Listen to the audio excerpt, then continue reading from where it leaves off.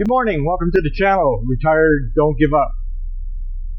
It's been a year since I purchased this ADV 350, and I guess it's time to do a 1-year review. There's been lots of changes I've done on the bike, and I've put over 10,000 kilometers on these roads, these beautiful roads of Thailand, which you've got to see quite a bit of it in my previous videos. I'm going to start with the upgrades that I've done to the motorcycle and why I did them. Some are going to be obviously, clearly understood why, self-explanatory, and some I might have to reiterate why. So I'm going to start at the front.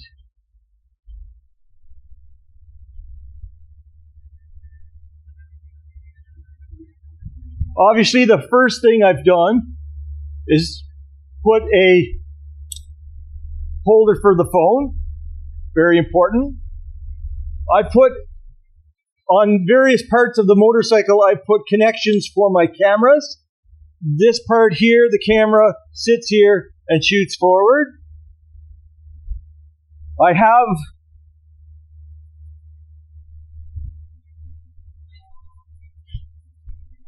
here another spot for a camera, and I have a spot here for a camera which I can add my pole and extend it out and film from behind the motorcycle. Also with this I can add a pole and extend it out, and it will obviously show the front of the motorcycle. So that's as far as cameras are concerned. Now, one of the first things I did was add extensions onto the handlebars. These are, you can see the whole unit, these whole units got changed, and it brought the handlebars up almost 1.5 inches. And I had a choice of turning them around, and it would have brought the handlebars back more.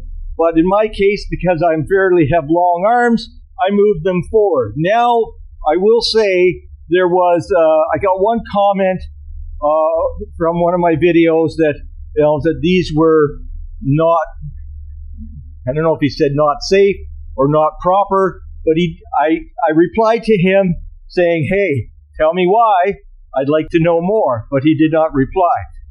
Maybe he will this time.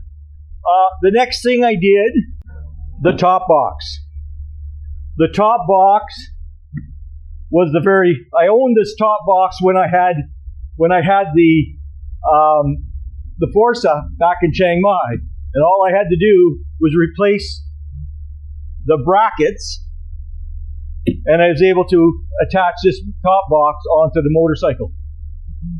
We leave this on all the time, and it's whenever we're doing runs into the town, it's extremely handy. The next thing, of course, I'll get to the bags in a minute, but the next thing, of course, was the crash bars. I ordered the crash bars. Now, unfortunately, I got the wrong ones. I ordered the crash bars, and it was for the ADV 150.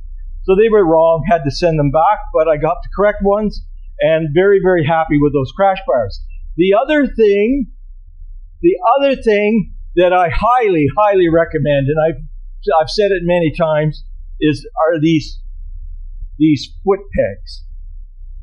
These foot pegs. When I'm on the motorcycle, that's how my foot sits, just like that. And I can tell you, from going here like this to that on a long trip is a major advantage. Major advantage. The next thing I did was I got running lights. Here's the switch. There's yellow and white. I leave it on yellow most of the time, and of course that way, when I'm riding, people can see me much easier. At nighttime, if there's no traffic and I need more light, I put it on white, and it's quite a difference on the motorcycle, especially if you're in an area, like I say, where there's no light. It lights up the road more than sufficient. One of the final things I invested in was these Shad 23 side boxes. I ordered the brackets and the boxes off of Shopee. I didn't think it would be such a controversy for ADV riders in the UK and in Europe, but as it turns out, they cannot get these brackets. I've done several videos on brackets. I actually now have a manufacturer that makes the brackets, and I sell them to anybody who is in the need in the UK or in Europe wants to have a set. I have a set. They're 6,200 baht, which is approximately what I paid from Shopee. So they're approximately the same price, but also shipping is also required. So 6,200 plus shipping. Sometimes it works up to upwards of 3,000 baht for shipping. I'll put the difference in money on the up here. So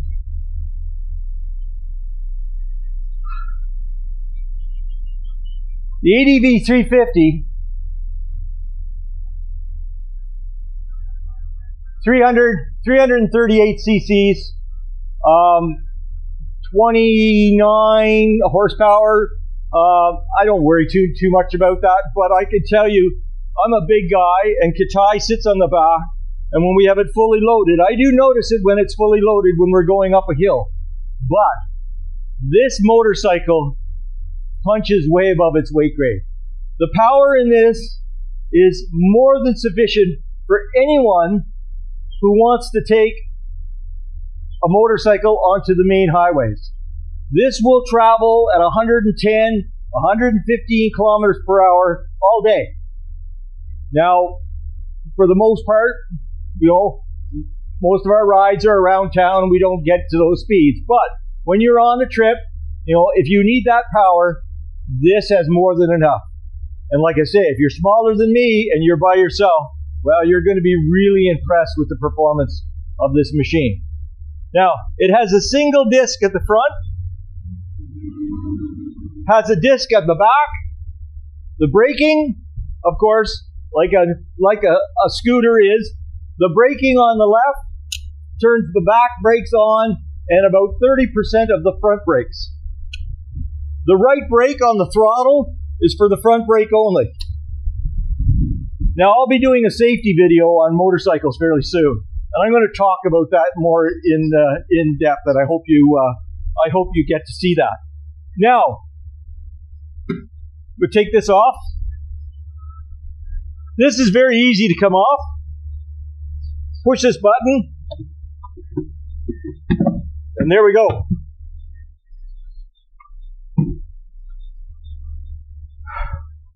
Now, for the most part, I run the motorcycle without the side boxes. It's only when we're going to go on a trip I'll put the side boxes on. Now, one of the things is when I got these brackets, there was no instructions. So I did the best I could to install these brackets. There is a plate here that bolts in to where the bracket of the motorcycle is connected, and this plate comes through, and then again the actual box bracket bolts onto here. I put it on backwards. Again, did not know that it was going to be, that was the way to do it. So,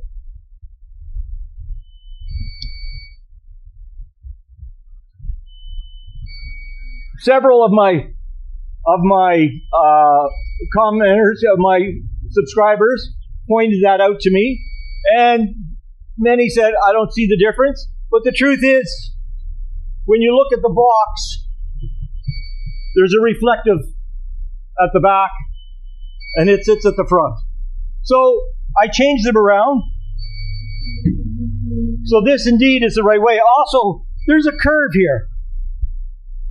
There's a curve here. And so this sits in to the bracket, into the plate, much, much better. Fuel economy. I don't really keep that close of a track on, how much it burns, because I just don't really care. It cost me about $340 if I run it right down to the flashing light. It's about 340 baht to fill up, and I can go about 340 kilometers on that tank. The dash says it burns about 28.5. It goes 28.5 kilometers per liter. So that's essentially that. Again, a smaller motorcycle would obviously burn less, but you've got good range, and I've never put that much of an emphasis on fuel economy because it's a motorcycle. What we're going to do is I'm going to talk about the 10,000 service I just did last week, and one of the things that was a concern was the belt. The belt was chattering on low speeds. So as you were pulling away, one of the things, you apply a little bit of brake, you keep your throttle up a little high, and you use your brake to control. And you can crawl along about 4 kilometers per hour, 5 kilometers per hour. But when you're first pulling away, what was happening is it was literally chattering, literally slipping. The belt was slipping. There was dirt around, the housing of the belt, where the belt starts at the beginning. Once you get going, you're fine. And that will happen gradually. So when we did the 10,000 check, I made sure that they knew that this had to be addressed, so they did clean the belt. So I have in here the bill. So here's the bill. Total price was 1,760 baht, which is not too bad. What did I get for that? Well, I got 2 liters of synthetic oil, a new plug washer. The synthetic oil was 400 baht, 200 baht each. I got a new filter. Now, the last service I did at, I think it was 7,000 or 8,000 kilometers, all they did was change the oil. They didn't change the filter. I'm an advocate for changing both at the time. And in future, I will tell them, hey, let's change both. Now, I realize in a car, you'll go a lot longer on the oil, because there's considerably more oil. This has 2 liters of oil. A car will have upwards of 6. So it will go a longer period of time, but they still change the filter each time they change the oil. So in future, I will probably tell them, you know what? The filter was 650 baht. So maybe some people might think that's a lot of money and they might not bother to do it. But in my opinion, it's certainly worth it just for the longevity of the motor. The next was, they changed the spark plugs. The spark plug was 450 baht. That was part of the 10,000 kilometer check. And then finally here, they cleaned the belt for 250 baht. My suggestion is, you know what? Do it more often. Because I noticed an immediate difference when the belt was clean, and when I drove away from the dealer, immediate difference. So in my opinion, for 250 baht, just pay it. I go in the next service, it's 13. Maybe I'll wait till the service after that, which would be around 15,000 or 16,000, then I'll have them clean it again. Why not? 250 baht, money well spent. The motorcycle has traction control. Now, you notice on one of my last videos on the first month review, I took quite a tumble. And a few people mentioned that I shouldn't have the traction control when I'm going off-road. Yeah, I probably shouldn't even go off-road. Now, I will say I have on more than one occasion now gone off-road. Of course, I'm more careful and I'm always wearing my helmet. So if you're careful, it's not so bad. But again, I'm old and it's more for me for travel. But there are times when we have to go on a dirt road, and it's fine as long as you're careful. Again, I'm old. I don't do any special antics. I just, enjoy the bike for what it is. And what it is an amazing, amazing machine for the roads that are absolutely beautiful and exciting curvy roads of Thailand. One of my future changes, I would like to change the suspension. I just haven't got around to doing it. Other things have happened in life, but it's on my list of things to do. Other than that, the motorcycle is really complete for what I need.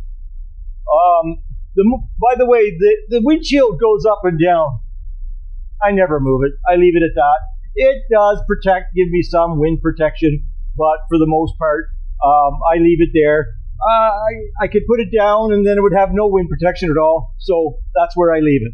Again, I've commented several times about where it'd be nice to have a second disc on the front. The truth of the matter is, the front disc, the front brake, when you pull that front brake, the motorcycle dips down quite nicely and it stops very quickly.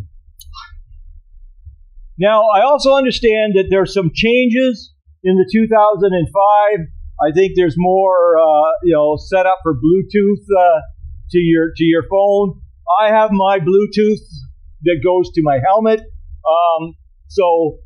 The 2025 obviously has a few more features. Now, one of the things I'd like to have more is there's a USB plug in here, and here's the cable. So the only USB available is in there. Some other bikes, there's a USB underneath here. That would be nice to have another USB, so if you need to you could plug something in while you're riding. As far as storage and the bike itself is concerned, again, there's room for a helmet. Not very often. Sometimes I put a helmet down there if we're stopped somewhere. But loads of storage with the top box, the side box. We can go for 3 or 4 days without any problem whatsoever. Well, I believe that's it. I'll probably think of something after, but ADV 350 for Thailand roads, for UK roads, for Europe roads, for any roads. This machine is more than adequate. Until next time, bye for now. And remember, don't give up.